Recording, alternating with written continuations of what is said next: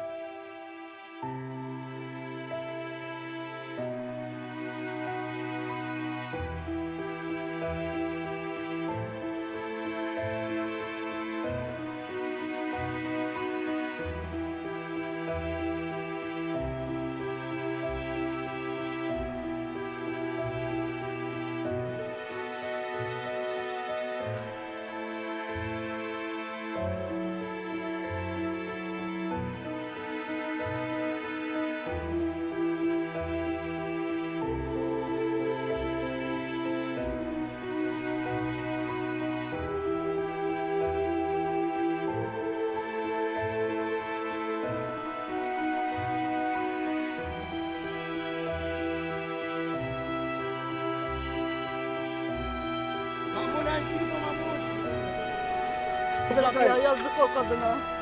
Çocukları. Allah ekber. Anne, tamam.